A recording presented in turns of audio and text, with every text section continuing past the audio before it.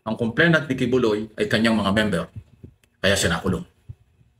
Ang complainant ni Duterte ay mamamayang Pilipino, kaya siya nakulong.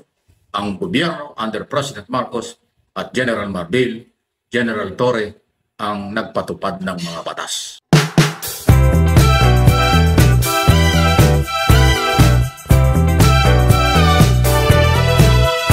Ba, may naalaala kang bigla ngayon ng mga panahon ito. O huwag naman kayo magagalit na mga followers nila. Issue lang ito at napapag-usapan lang.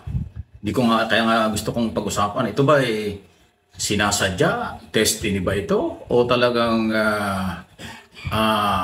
totoo ang kasabihan na hindi natin alam kung ano ang bukas? Ang tinutukoy ko po, yung matalik na magkaibigan na minsan nagkakatampuhan din, dahil tao lang naman pare-parehas, may parang nagkasabay ng mga nangyari. Ang tinutukoy ko ay si dating Pangulong Rodrigo Roa Duterte at si Pastor Apollo Kibuloy. Magkaibigan yan. 50 years na magkaibigan yan, pero nagkahiwalay ng landas yan ng 2016 hanggang 2019. Alam ko yun, kasi pareho silang tumatawag sa akin na sila pareho may problema ng panahon yun. Hindi alam yun ng publiko. Anyway, ganito. Unang pagkakataon na Holy Week, pareho silang nakakulong.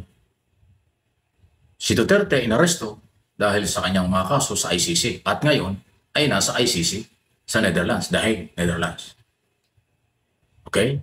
Si Kibuloy, una rin Holy Week ay nakakulong. Natapos naman siyang arestuhin dahil doon sa qualified human trafficking at di umano'y sexual abuse sa Quezon City Regional Trial Court at Pasig RTC noong September 8. Medyo naging makulay, 16 days na pinaghahanap siya ng kapulisan. Mula September 8, nakakulong siya ng 2024 until now. Unang Holy Week na nakakulong siya. Pero maliban dyan, meron pang nakaraan at bagong darating. Noong March 28, birthday ni Digong, 80 years old. Unang pagkakataon nag-birthday siya, nasa kulungan kasi nga pinakulong siya ng ICC. Okay?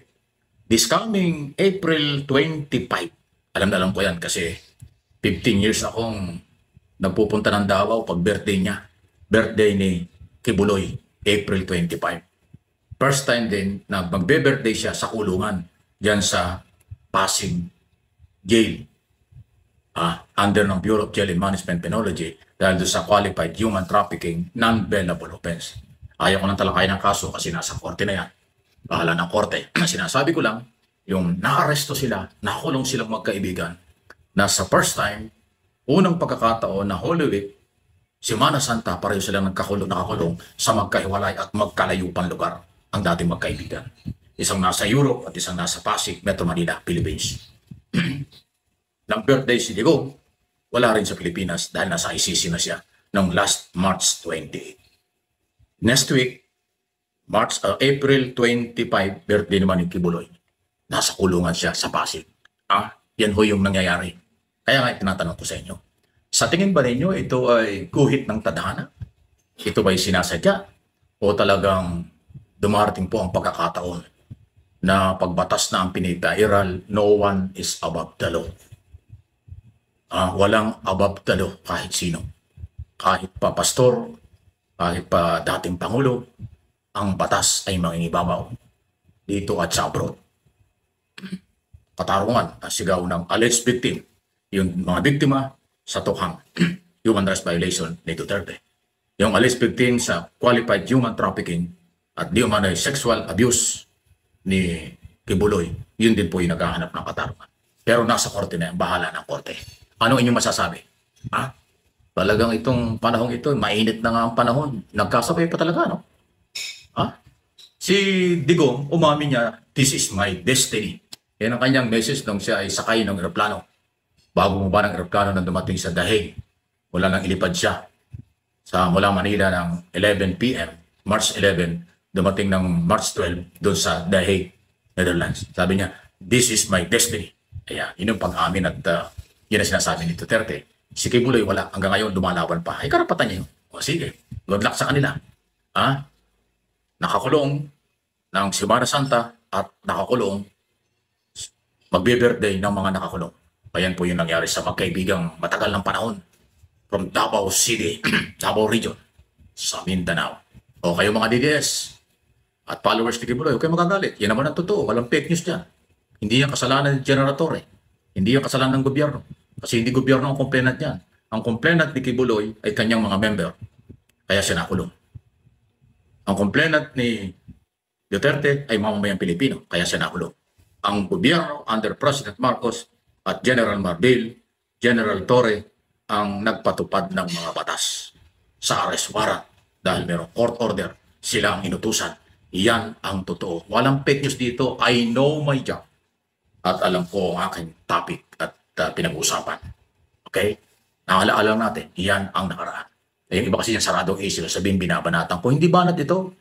Ang banat yung fake news.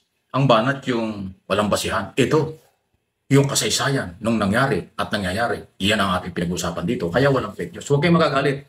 Ang magagalit, ang pikon talo. Ang magagalit, DDS lang. Ang magagalit, mga Kibuloy supporters lang kasi saradong isip nila. Pero kung alam nila yung rule of law, no one is above the law. Hindi sila dapat magalit. Dapat magdasal kayo kung meron kayong paniniwala para mabigyan ng tunay na hustisya ang inyong mga amo. Pero magalit kayo sa isang katulad ko na broadcaster, political blogger, na nagkakayag lang kung anong nangyari, wala ng kaalaman yan. Biyo-biyo ang dating yan.